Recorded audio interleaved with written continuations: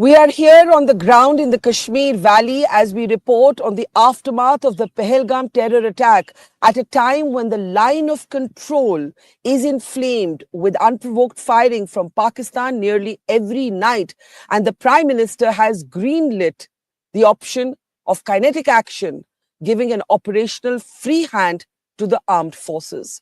I'm Barkha Dutt. You're with the Mojo story. From the ground here in the Kashmir Valley, we will be reporting every single day on the aftermath of the Pahalgam terror attack. Now, we know by now that the Prime Minister has given the green signal to the armed forces, saying that they are free to choose the mode, the timing, and the target of their response. Both kinetic and non-kinetic options are now firmly on the table. This at a time when the line of control may look somewhat idyllic to you in these pictures, but is anything but. And this at a time when there is a massive manhunt on for the main mastermind of the Pahalgam terror attack, a terrorist identified by investigative agencies as Hashim Musa. Musa, officials and sources say, is a former soldier of the Pakistan army, may even have been a para-commando who is now seen to be the key conspirator. Somebody investigative agencies say entered the Kashmir Valley in 2023. His visual sketch has been released after the interrogation of 15 Kashmir overground workers. The big question now is, how will India's retaliation take shape and form? In the meantime, the Americans are reaching out, of course, to our leadership, but also to the leadership of Pakistan. Marco Rubio has had conversations with FM Jaishankar. There's a lot to talk about, and I want to introduce our newsmaker on the program today. Lieutenant General D.S. Hooda is with us. General Hooda was Northern Army commander when the surgical strikes of 2016 took place, and I want to welcome him to the program because he is somebody who has actually seen up close what it takes, what it involves to plan a military response in the aftermath of a terror attack, what the accompanying risks are, and what the gains could be and should be. Thank you so much, sir. We're here on the ground in the Kashmir Valley, my reporting beat now for 3 decades, an area that you have spent so much of your life through some of its most troubled years. If you had to assess the design behind this terror attack, it takes me back about 25 years when the Sikhs of Chatti Singhpura were massacred when Bill Clinton was visiting India. This time this happened when J.D. Vance was in India. But there's something that feels very different about it, including the very, very specific religious targeting. How do you read the design behind this terror attack, General Hooda? Barkha, thank you. Always a pleasure to be on your show. Let me just say this, as you said, this is different from what we have seen in the past. It is definitely not a group of terrorists sort of roaming around and accidentally stumble across unarmed tourists and then carry out this attack. It has elements of deep planning. Recce has been carried out. An area has been selected where the security force presence was almost not there. The manner in which you said there has been religious targeting, specifically, pulling out Hindu males mostly and killing them in front of their wives and children. To me, this is a clear, deliberate sort of escalation from Pakistani side, knowing well that there would be a response to this incident. We can go behind what the motivations are. Pakistan Army under tremendous pressure in internal security duties, accusing India of supporting militant activities in Balochistan. The statements that have come out, by the Pakistan Army chief, personalities matter a lot, Barkha, when we look at these things, and so the whole idea of Hindu-Muslim being different, two-nation theory, etc. So I think clearly the fingers are pointing towards some planning that has been done clearly and has the approval of the leadership in Pakistan. And when I'm saying leadership, I mean military leadership. In fact, the dots are being joined between the very communal, unhinged speech that Asim Munir, the Pakistan Army chief, makes on the 16th of April. This attack then takes place on the 22nd of April. While calling Kashmir the jugular vein is a sentence that's been used by almost every Pakistan Army chief alive. The fact that Asim Munir actually spoke about the differences between the Muslims of Pakistan and the Hindus of India, forgetting about the millions of Indian Muslims for whom this is home. The fact that he used a phrase like we are superior in ideology and culture, there's something different, at least in my experience, in the words chosen by Munir.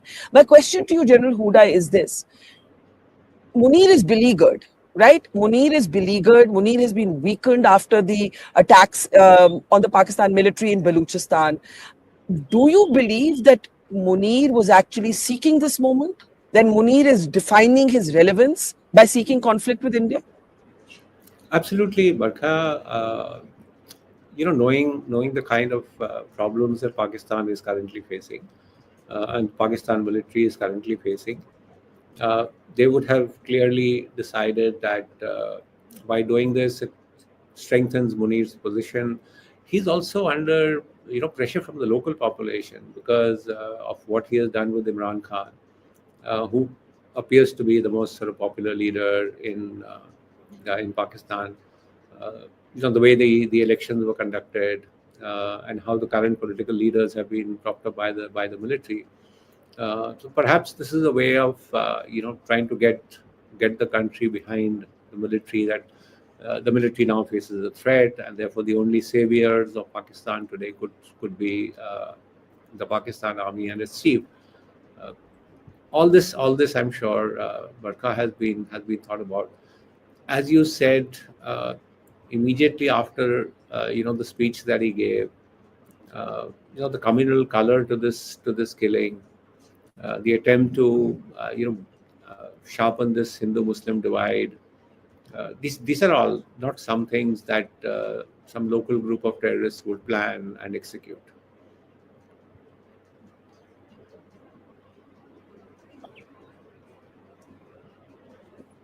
So you believe it has professional, the sort of imprint of professional planning. And it's very important that you say that, because at the moment here in Kashmir, there's a massive manhunt on for an LET operative called Hashim Musa. And investigative agencies believe that he may have even been a para commando, but he was definitely a soldier in the Pakistan Army, may have even been loaned to the Lashkar-e-Taiba. With all your experience as Northern Army commander, have you seen that happening in the past? We know from the 26/11 attacks that the Pakistan Army were the handlers. You had handlers from the Pakistan Army, but actually, in terms of a former army soldier crossing over to the Lashkar and becoming this key operative on the ground, this is based on the interrogation of 15 overground workers here in Kashmir. In your experience, is this something you've encountered before?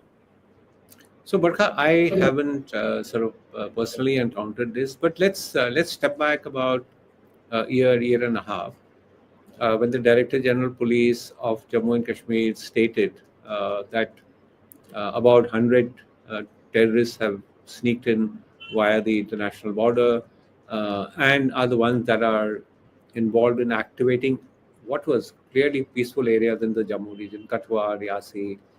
Katwa hadn't seen an incident in 15 years. He also mentioned at that time that these people appear to be better trained, the manner in which they were carrying out ambushes, etc.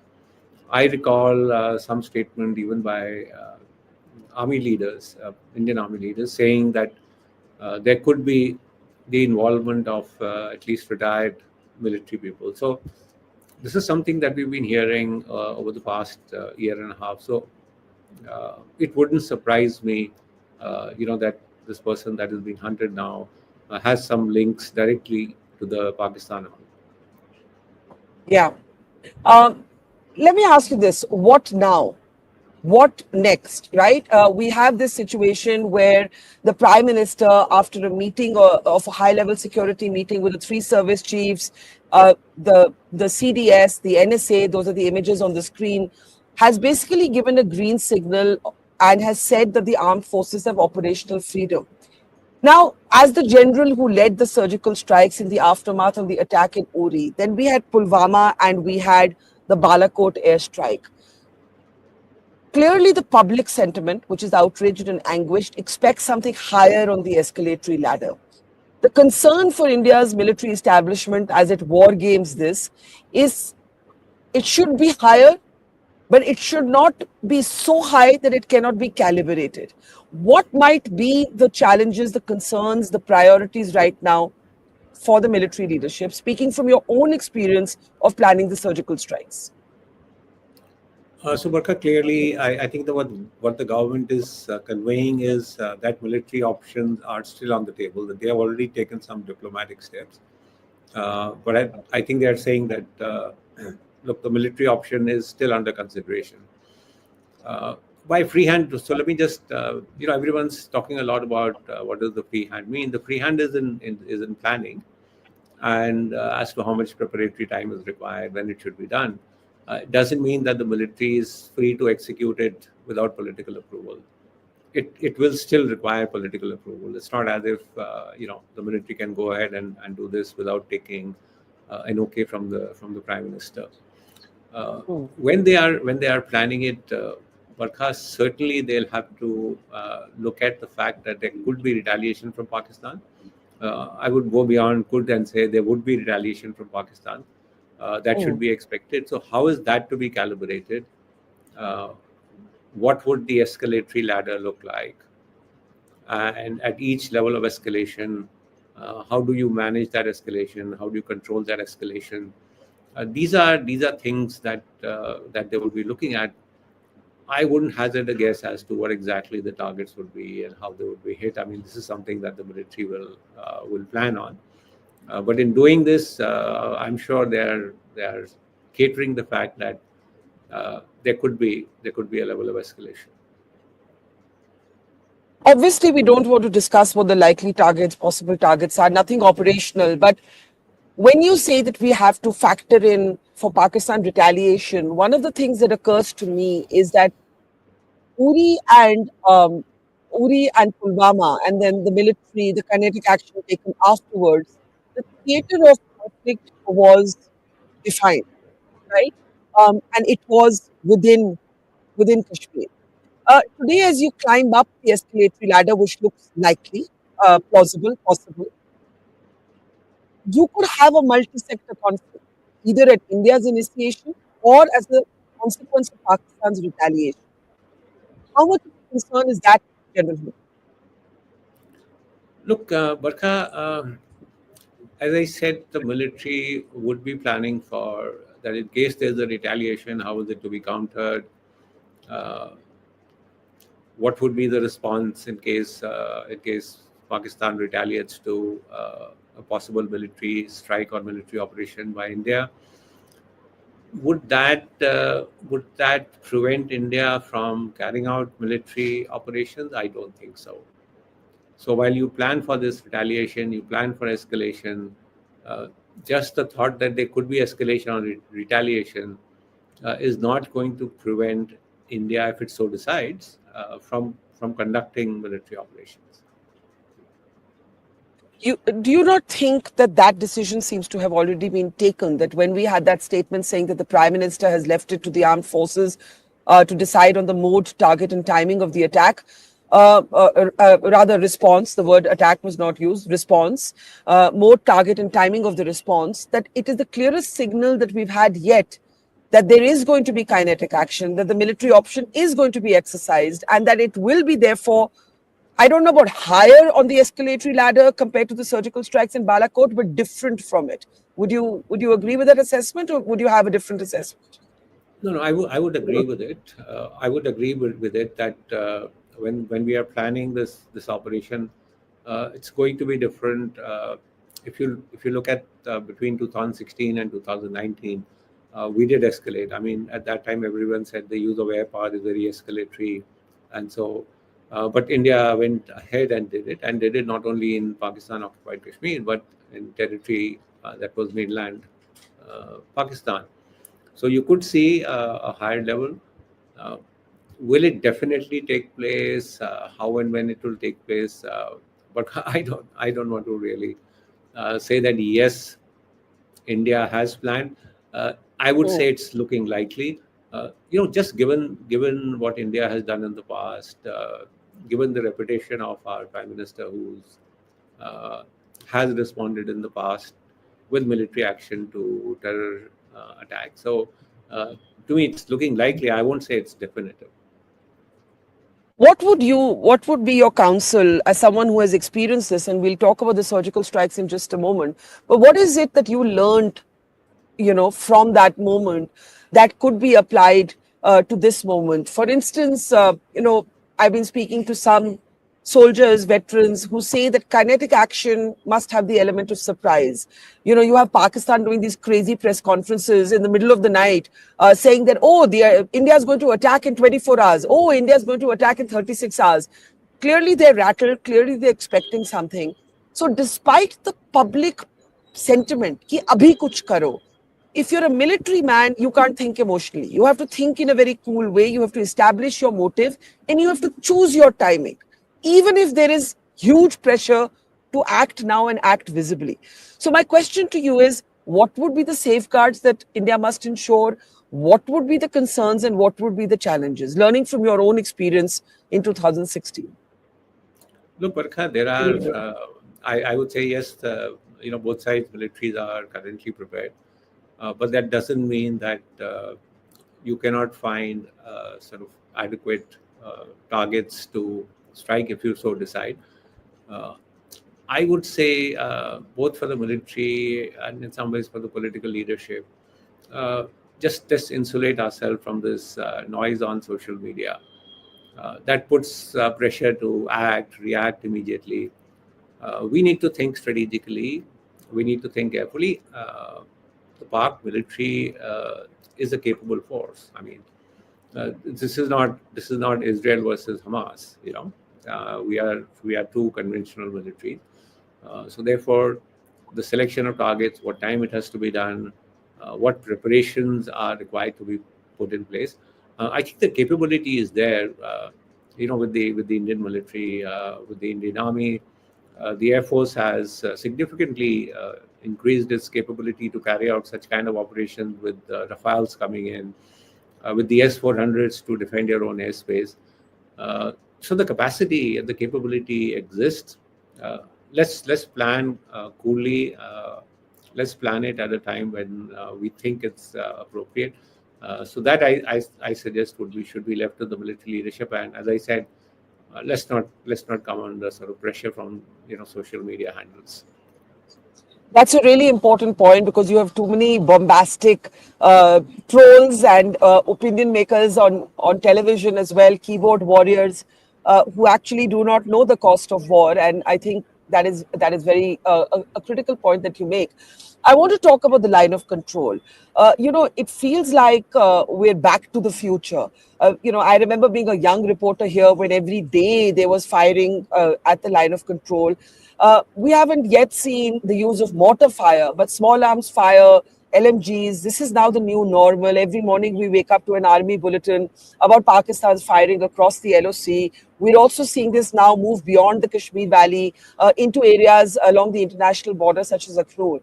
Uh, the ceasefire at the LOC has pretty much held. Is that now de facto over? Is the ceasefire effectively gone?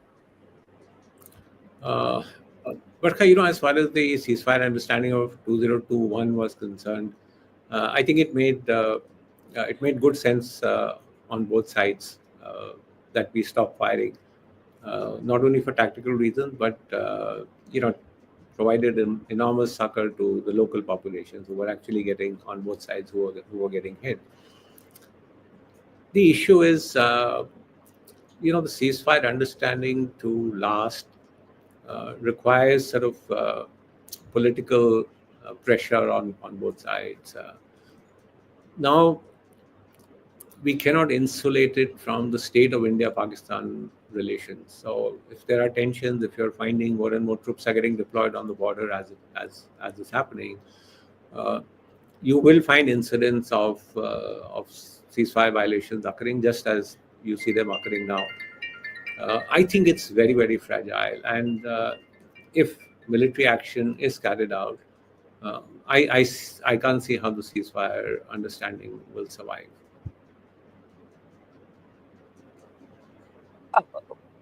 But in that sense, my concern is also about China, because you have the line of control that's inflamed. But the difference between a few years ago and now is that after Galwan, you also have a highly militarized eastern Ladakh sector. You have China rhetorically at least supporting Pakistan's so-called demand for an investigation, which of course India is not going to accept. Are you concerned about the China factor? Look, obviously, if India contemplates some action on the line of control or elsewhere on the Pakistan border, you will see obviously, and this is normal in the military, that sort of heightened defenses also on the line of actual control. Will Pakistan do something directly on the line of actual control beyond the diplomatic support they're giving? I'm not sure, Barkha, that will happen, because we've just reached an understanding, some kind of an understanding after 4.5 years. Uh, Mm. I don't know whether China will want to sort of jeopardize that agreement completely by doing something on the line of actual control uh, in support of what will be seen as a response to actions against terrorist infrastructure in Pakistan. We've also seen statements from China saying that India and China should come together, in view of these Trump tariffs, etc. So Yeah. I would say yes, you could find some kind of support diplomatically. I don't think they will really activate the line of actual control. That's good to hear. Let me ask you this. Talk a little bit about your own experience. What led to, the run up to the moment when the surgical strikes took place? What our learnings from that should be? And given that learning, would you specifically say kinetic action is a must, military response is a must? Or would you first explore more on the Indus Water Treaty being suspended? Somebody I was talking to said, we should first weaken the Pakistani state and then consider military action. How would you look at it? So, Barkha, let me just talk to you in the run-up to the 2016 surgical strikes. Yes, the immediate trigger was the attack on Uri garrison, where we lost 19 soldiers.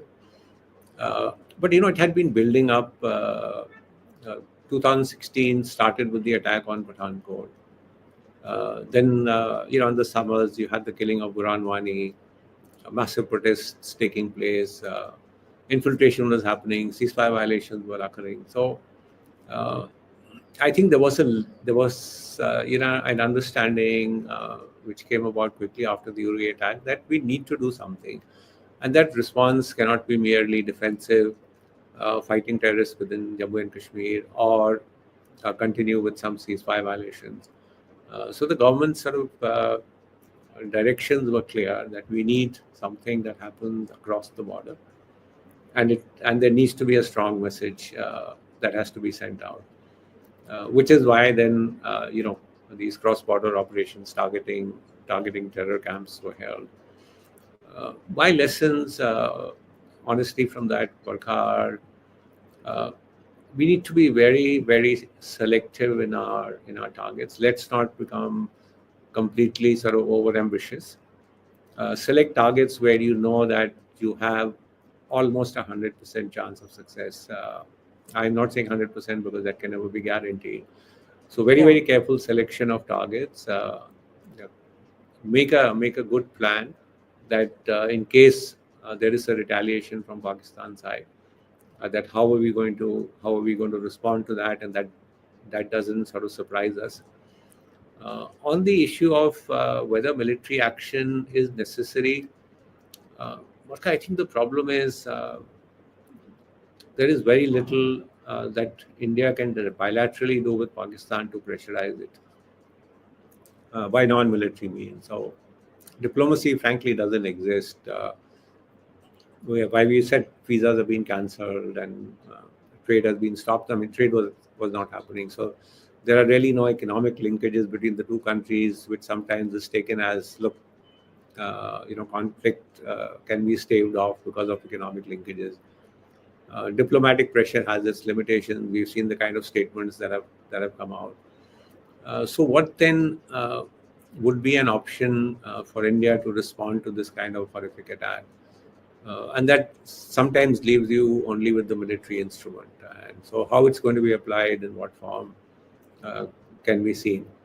In this water treaty, yes, but I mean, again, it has really no immediate impact.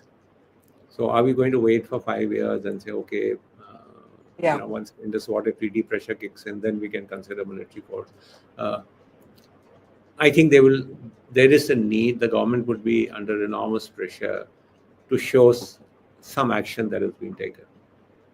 And that's because also Barkha, standards have been set in the past. There is an expectation from the people that there needs to be some kind of kinetic response. Those are things I think that would be guiding both the political thinking and planning in the military. Well, that's what I was going to ask you, that after Uri and Pulwama and therefore the surgical strikes in Balakot, the expectation is also that this kinetic action has to be bigger, has to be different. Absolutely, Barkha, that would be the expectation. But again, as I said, when looking at various options, the military will professionally look at what's possible, what is feasible, how do we react to these things. So, which is why I said I think need to insulate yourself a little from what the public wants, what the people want, to preparing a more sort of professional plan that has almost 100% chance of success. Let me finally ask you, as someone who knows this state, union territory, former state, soon to be state again, so well. There's also something very different this time in the way that the Kashmiris have responded. The candlelight vigils, the mass protests. We've seen protesters break down on camera. One of them even said, "This is the time to attack POK. Aap khatam kar dijiye, nahi to hamare liye yahi zindagi rahegi." These kind of protests by Kashmiris across the board, I think this is quite a seminal moment, a moment with a difference. Barkha, absolutely. I mean, if you're looking for some bright sparks in this whole Pahalgam tragedy, I think the bright spark is the manner in which people of Jammu and Kashmir have turned out in very large numbers, condemning terrorism. This is a sentiment I think that the government needs to reinforce now. You also saw the very positive statements that came out of the sitting of the assembly that was held, where across political lines, people came out and said, we are completely fed up with terrorists. We're completely fed up with terrorism.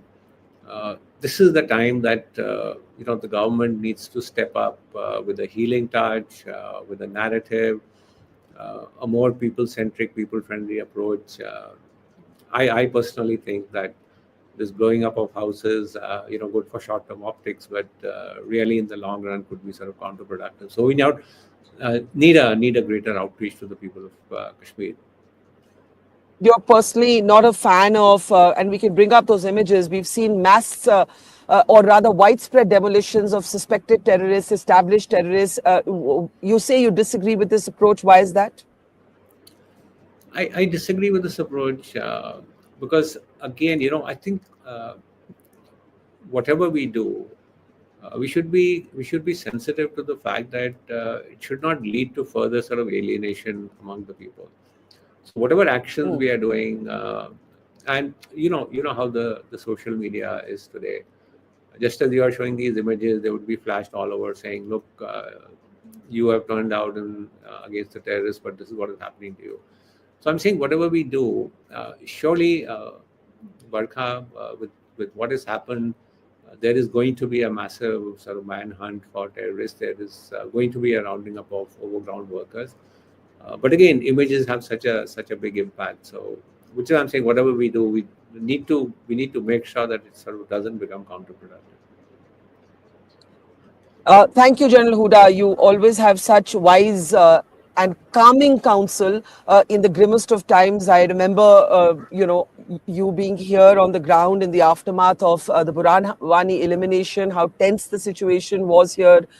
So thank you for your calm, sage counsel. And that's what, in fact, needed right now. The country is understandably enraged. Every Indian's blood is boiling. But to be effective, we've got to be more calm. We've got to be able to separate our emotion from our strategy. And I think that's the big lesson in this conversation with you. The general who was the Northern Army commander when India responded with surgical strikes, General D.S. Hooda, thank you so much. And we will hope to reconnect with you as India's response takes shape and form. Thank you, sir. Take care. Thank you, Barkha. Thank you. Thank you, sir. Okay. It's great to see you here. Thank you for watching our work. If you haven't subscribed yet, don't forget to click the bell icon and subscribe to Mojo Story and support independent, robust journalism.